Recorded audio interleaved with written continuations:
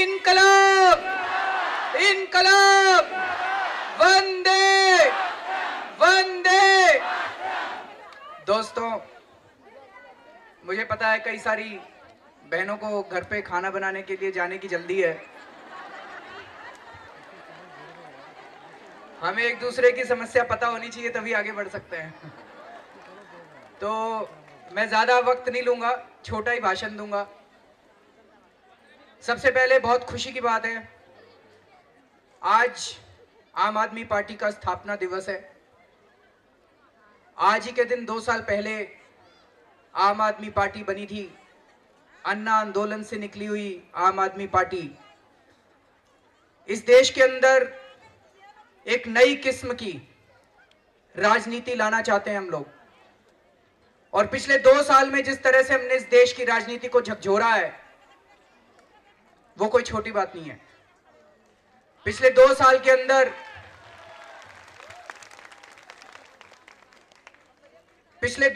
अंदर कई बड़ी बड़ी बातें हुई हैं। पहली बार भारत के इतिहास में ऐसा हुआ कि एक नई पार्टी बनी और 1 साल के अंदर पहला चुनाव लड़ी और उसी पहले चुनाव में उसकी 28 सीट आ गई और उसकी दिल्ली के अंदर सरकार बन गई।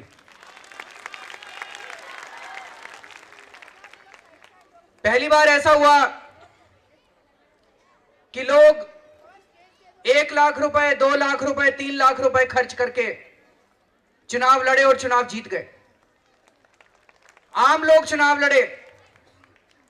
राखी बिड़ला चुनाव लड़ी मंगोलपुरी से, राजकुमार चौहान को हराया, जो कि बताते हैं कई हजार करोड़ का आदमी है। 15 साल, पता नहीं 15 या 20 साल से विधायक थे। वंदना कुमारी चुनाव लड़ी, राखी इधर हो तो आ जाए। राखी बिड़ला चुनाव लड़ी, वंदना कुमारी चुनाव लड़ी शालीमार बाग से। इन्होंने रविंदर बांसल को हराया, जो कि पता नहीं 15-20 साल से वहां के विधायक थे। ये हम लोगों की वजह से नहीं हुआ, ये राखी की वजह से नहीं हुआ, ये वंदना की वजह से नहीं हुआ, ये आप लोगों की वजह से हुआ, दिल्ली की जनता की वजह से हुआ। दिल्ली की जनता खड़ी हुई, चुनाव दिल्ली की जनता ने लड़ा था। दिल्ली की जनता ने चुनाव लड़ा था, दिल्ली की जनता ने पैसे खर्च करे थे, दिल्ली की जनता घर घर गई थी, दिल्ली की जनता ने वोट मांगे थे।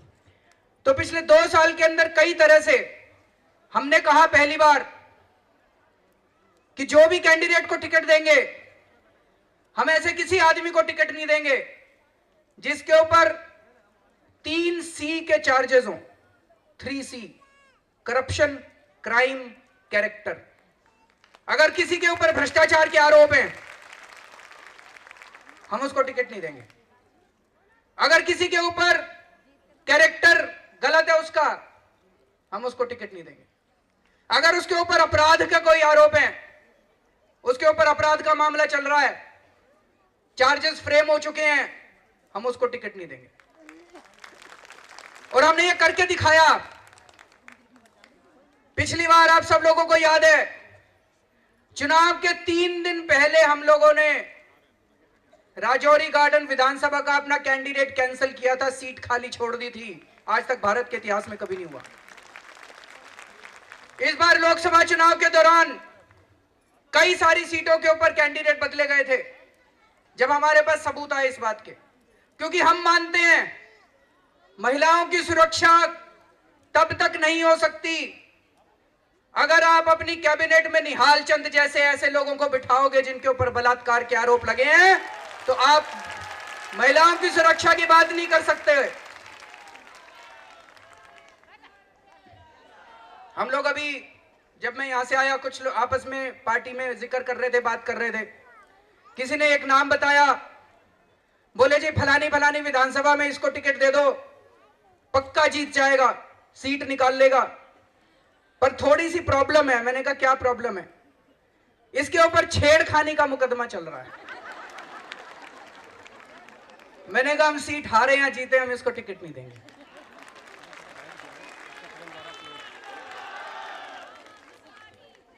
दोस्तों, तो आज मुझे बहुत खुशी है कि हम अपना स्थापना दिवस महिला सुरक्षा दिवस के रूप में मना रहे हैं। और हमारी सबसे बड़ी हीरो हमारी संतोष थी। हमारी संतोष सब लोग जानते हैं, बहुत ही जुझारू लड़की थी। सन 2000 में मुझे याद है, हम कुछ लोगों ने परिवर्तन नाम की एनजीओ शुरू की थी। संतोष के साथ मिलके, मैं, संतोष, मनीष सिसोदिया, हम सब लोगों ने मिलके परिवर्तन नाम की एनजीओ शुरू की थी। और पिछले 14 साल से हम लोग सुंदरनगर की झुग्गियों के अंदर काम किया करते थे। वहां पे मैंने देखा, वहां पे हमने राशन माफिया के खिलाफ लड़ाई लड़ी थी। राशन वाले गरीबों का राशन चोरी कर लेते हैं। 35 किलो राशन आता है, 25 किलो गेहूं, 10 किलो चावल, लेकिन उनको 5 किलो 10 किलो देके और चलता कर देते हैं। 2 रुपए किलो गेहूं देनी होती है, 2 रुपए किलो नहीं देते, 20 रुपए किलो देंगे, 15 रुपए किलो देंगे, सारा राशन चोरी कर लेते हैं। सुंदर नगरी में हमने देखा, जिस दिन महिलाएं खड़ी हो गई, राशन वालों ने राशन की चोरी करनी बंद कर दी। तो दोस्तों, आप महिला शक्ति बहुत बड़ी बात है जो हमारी पार्टी के अंदर हुई है। अगर महिलाओं को, हमने दिल्ली की महिलाओं को खड़ा कर दिया, तो दोस्तों इससे बड़ी महिलाओं की सुरक्षा नहीं हो सकती। महिलाएं महिलाओं को सुरक्षा दे सकती है और कोई सुरक्षा नहीं दे सकता।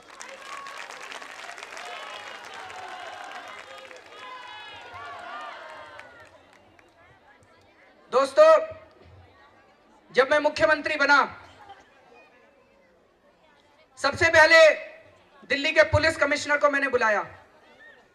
मैंने पुलिस कमिश्नर साहब को बोला कि दिल्ली में,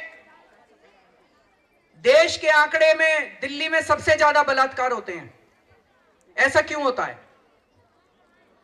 मैंने कहा 2 किस्म के बलात्कार होते हैं। एक बलात्कार होता है कि घर में ही किसी ने किसी के साथ गलत काम कर दिया, इसमें पुलिस कुछ नहीं कर सकती। इसमें हमें, जैसे अभी एक बहन बता रही थी, हमें मॉरल एजुकेशन देनी पड़ेगी अपने बच्चों को। स्कूलों के अंदर मॉरल एजुकेशन देनी पड़ेगी, नैतिक शिक्षा देनी पड़ेगी, ताकि संस्कारी बने अपने बच्चे बड़े होके। लेकिन दूसरी किस्म के बलात्कार होते हैं जिसमें बाहर के किसी आदमी ने किसी महिला के साथ गलत काम कर दिया। मैंने कहा अगर ऐसा कोई काम होता है तो उस इलाके में किसी ना किसी पुलिस वाले की जिम्मेदारी तय करनी पड़ेगी। वो बीट कांस्टेबल कर क्या रहा था उस टाइम, वो कहां था? हम ये नहीं कह सकते कोई भी कुछ हो जाता है तो कहते हैं law will take its own course. कुछ भी हो जाता है कहते हैं इन्वेस्टिगेशन चल रही है, कानूनी प्रक्रिया चल रही है, जांच चल रही है। मैंने कहा ये नहीं चलेगा, किसी ना किसी की आपको जिम्मेदारी। मेरा अपना मानना है जी, बता देना गलत कह रहा हूं तो, 90% से ज्यादा अपराध पुलिस की जानकारी से होते हैं। पुलिस जानती है, नहीं, पुलिस जानती है और तब होते हैं। तो मैंने कहा अगर इस किस्म का कोई बलात्कार होता है तो किसी ना किसी पुलिस वाले पे आपको जिम्मेदारी तय करनी पड़ेगी, चाहे वो बीट कांस्टेबल हो, चाहे एसएचओ, चाहे कोई भी, आपको तय करना पड़ेगा कि ये क्यों हुआ, आपका वहां पुलिस वाला कर क्या रहा था। वो नहीं माने।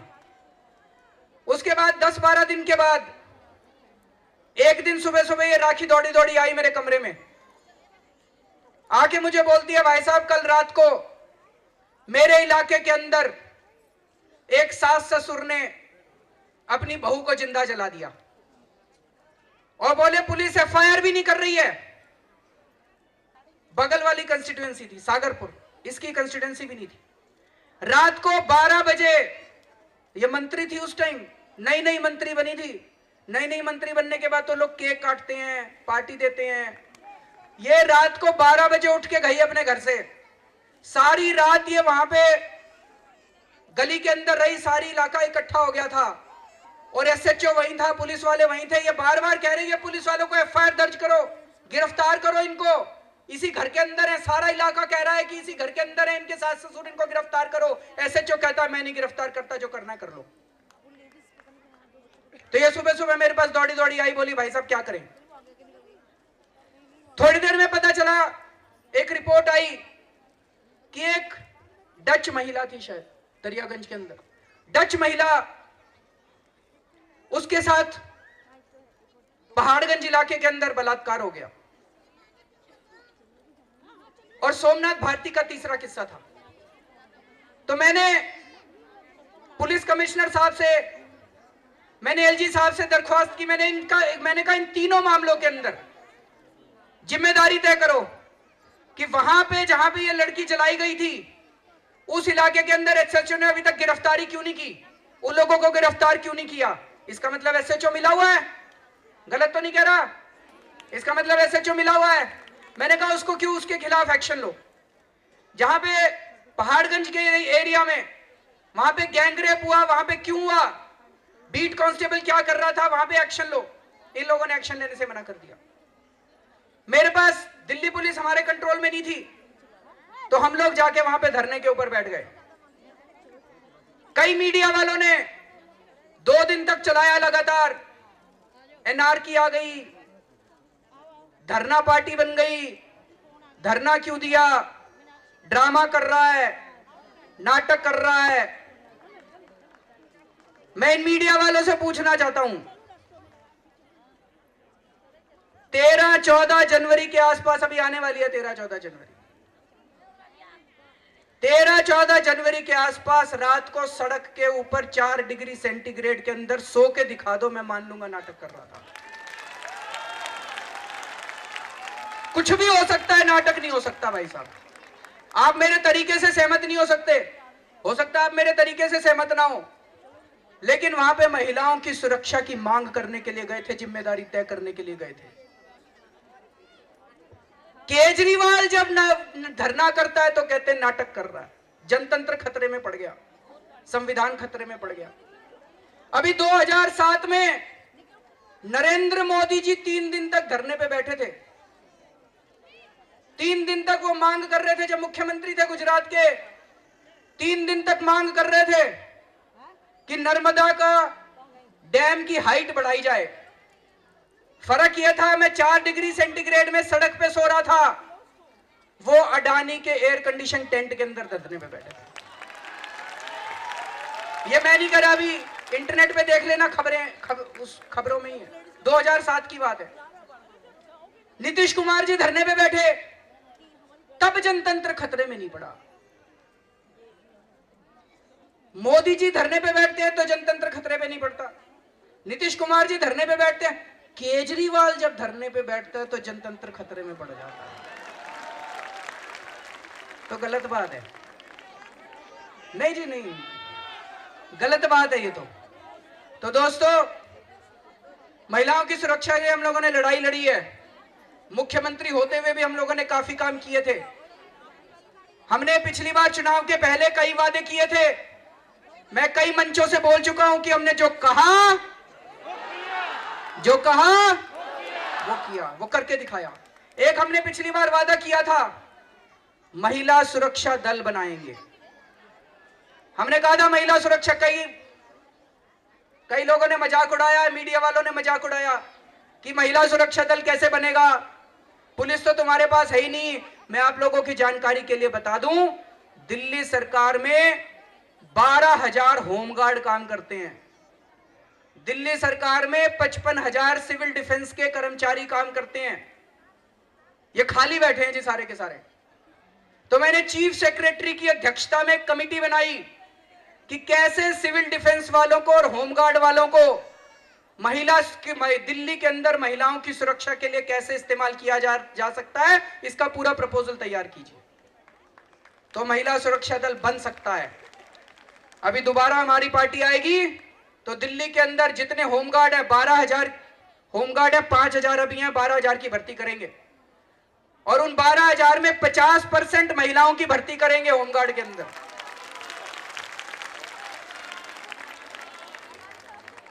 होमगार्ड को, सिविल डिफेंस वालों को, ये दोनों मिला के लगभग 60,000 कर्मचारी हो गए। ये खाली बैठे हैं, इनको ये बड़े बड़े अफसर अपने घर पे जूते साफ कराते हैं, अपने घर में सब्जी मंगवाते हैं, वहां से निकाल के हम इनको आपकी महिलाओं की सुरक्षा में लगाएंगे पूरी दिल्ली के अंदर। दूसरी चीज,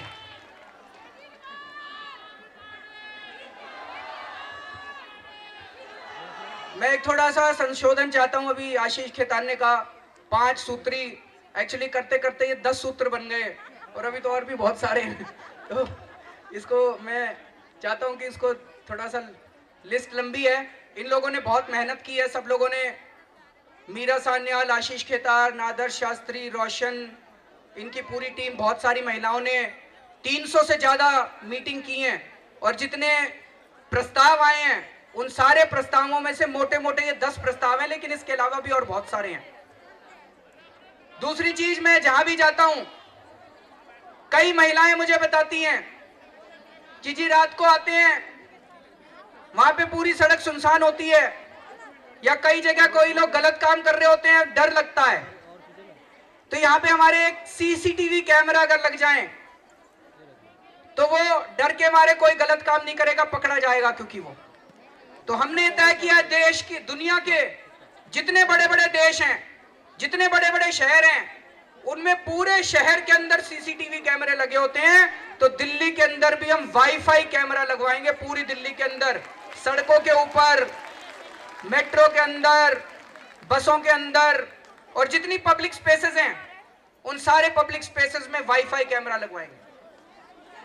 जैसा हमने यूथ के टाइम में बोला था, अभी 10 दिन पहले जब यूथ का डायलॉग हुआ था कि पूरी दिल्ली को वाईफाई से कनेक्ट करेंगे, पूरी दिल्ली में वाईफाई, फ्री वाईफाई सिटी बनाएंगे। तो उस वाईफाई को इस्तेमाल करके पूरी दिल्ली के अंदर वाईफाई कैमरा लगाए जाएंगे। अगर कोई भी गलत काम कहीं करता है, इससे केवल महिलाओं की सुरक्षा नहीं बढ़ेगी, दिल्ली के अंदर अपराध कम होंगे, क्योंकि कोई भी अपराध करेगा तो उसकी सारी, उसके अंदर कैमरा के अंदर सारी चीजें कैप्चर हो जाएंगी। दूसरी चीज, स्ट्रीट लाइटिंग।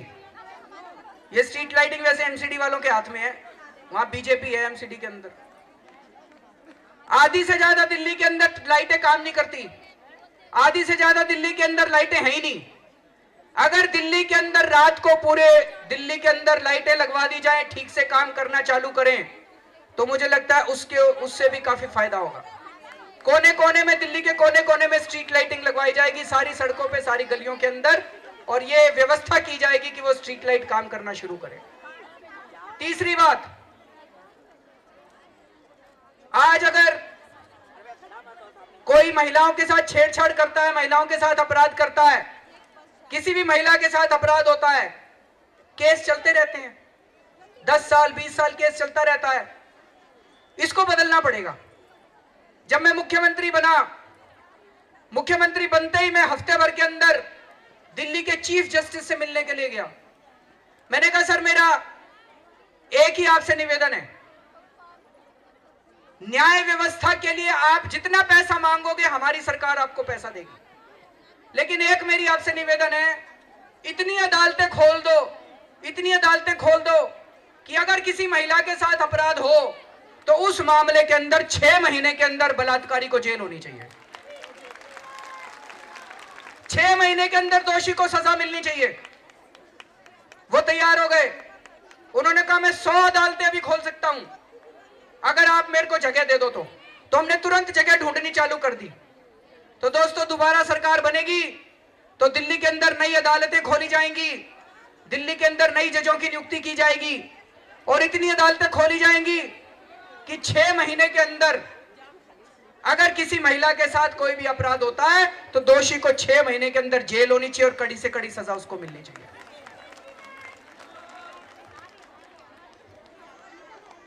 जैसा हमने पिछली बार कहा था कि पूरी दिल्ली को वाईफाई करेंगे, मेरे को कई इंजीनियर्स ने बताया कि अगर पूरी दिल्ली वाईफाई हो जाती है तो महिलाओं के हाथ में एक सुरक्षा बटन दिया जा सकता है।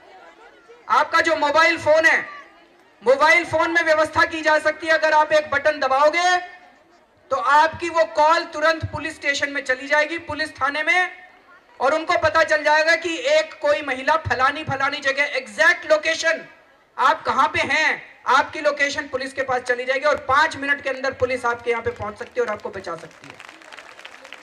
तो हर महिला के हाथ में उसके मोबाइल फोन को उसकी सुरक्षा कवच की तरह इस्तेमाल किया जाएगा। एक अभी महिला ने बताया, बसों में जाते हैं, भीड़ भाड़ होती है, भीड़ भाड़ में कई मनचले ये मजनू चढ़ जाते हैं और ये महिलाओं के साथ गलत हरकत करते हैं। गलत तो नहीं कह रहा जी। इसके लिए महिलाओं से बड़ा अच्छा सुझाव आया है।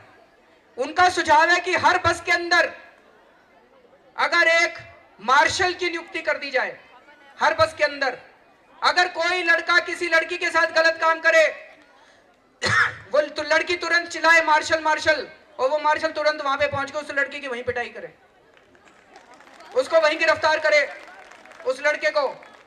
तो दोस्तों इस बात से ये जितने मनचले चढ़ते हैं बसों के अंदर, इनके ऊपर लगाम लग सकती है। तो हर बस के अंदर एक एक मार्शल की नियुक्ति की जाएगी। उसके बाद झुग्गियों के अंदर दिल्ली में महिलाओं को बहुत दिक्कत होती है शौच जाने में, और इस वजह से भी कई बार गलत काम हो जाते हैं। तो दिल्ली में 1.5 लाख टॉयलेट सीट झुग्गियों के अंदर बनाई जाएंगी, 1.5 लाख शौचालय झुग्गियों के अंदर बनाए जाएंगे, और 50,000 शौचालय, पब्लिक शौचालय पूरे दिल्ली के अंदर जगह जगह सार्वजनिक शौचालय महिलाओं के लिए बनाए जाएंगे। एक अभी मनीषा जी ने लास्ट माइल कनेक्टिविटी की बात की, बिल्कुल ठीक कह रही हैं। रात को मान लीजिए आप ट्यूशन से लौटी लड़की, मेट्रो से उतरी, रात के 10 बजे का टाइम है, उस टाइम सबसे ज्यादा महिला अपने आप को सुरक्षित फील करती है कि मेट्रो से अपने घर तक कैसे जाएगी। इसके लिए पब्लिक ट्रांसपोर्ट का इंतजाम करना पड़ेगा, कोई ना कोई पब्लिक ट्रांसपोर्ट का इंतजाम करना पड़ेगा कि वहां पे लास्ट माइल कनेक्टिविटी जो बोलते हैं उसमें महिलाओं को कैसे सुरक्षा दी जा सकती है और पब्लिक ट्रांसपोर्ट कैसे दिया जा सकता है। एक महिला ने बताया पूरी दिल्ली में जगह जगह इन्होंने रेजिडेंशियल एरिया में दारू के ठेके खोल दिए। सबसे ज्यादा गड़बड़ यहां पे होती है दारू के ठेकों में, दारू पी के वहां पे गड़बड़ करते हैं। तो ये व्यवस्था की जाएगी कानून के अंदर कि अगर उस इलाके की महिलाएं प्रस्ताव पारित करके सरकार को दें कि ये ठेका बंद करके कहीं और शिफ्ट किया जाए, तो सरकार को वो प्रस्ताव मानना पड़ेगा और उस दारू के ठेके को बंद करके उसको वहां से शिफ्ट करना पड़ेगा। महिलाएं कैसे इकट्ठी होंगी उसका अरेंजमेंट किया जा सकता है RWA के जरिए या मोहल्ला सभाओं के जरिए, लेकिन अगर वहां की महिलाएं इकट्ठी होकर प्रस्ताव पारित करेंगी कि ये शराब का ठेका बंद किया जाए, तो वो शराब का ठेका बंद करके उसको वहां से हटाना पड़ेगा। और भी बहुत सारी चीजें हैं, शिक्षा और स्वास्थ्य हम मानते हैं महिलाओं की, जैसे अभी महिलाओं की शिक्षा के ऊपर मनीषा जी ने बात की, वो बहुत जरूरी है। अगर हमने अपनी सारी महिलाओं को शिक्षित कर दिया, इससे बड़ा विमेन एम्पावरमेंट नहीं हो सकता। महिलाओं को अगर हमने अच्छी शिक्षा दे दी तो। लेकिन इसके ऊपर मुझे बताया गया दिल्ली डायलॉग की टीम एक अलग से काम कर रही है। शिक्षा और स्वास्थ्य के ऊपर आने वाले दिनों में विस्तार से चर्चा होगी, जिसमें महिलाओं की शिक्षा के और स्वास्थ्य के ऊपर भी बात की जाएगी। अभी 2-3 बातें और आई, क्रैश के बारे में बात आई, बहुत अच्छी बात है। मॉरल एजुकेशन के बारे में बात आई। तो दोस्तों मेरा अपना ये मानना है, आम आदमी पार्टी इस देश के अंदर एक नई किस्म की राजनीति लाने के लिए बनी है, और वो नई किस्म की राजनीति तब तक नहीं आ सकती जब तक इस देश के अंदर महिलाएं अपने आप को सुरक्षित महसूस ना करें। और आम आदमी पार्टी महिलाओं को सम्मान देगी, सुरक्षा देगी और बराबरी का हक देगी। बहुत बहुत शुक्रिया।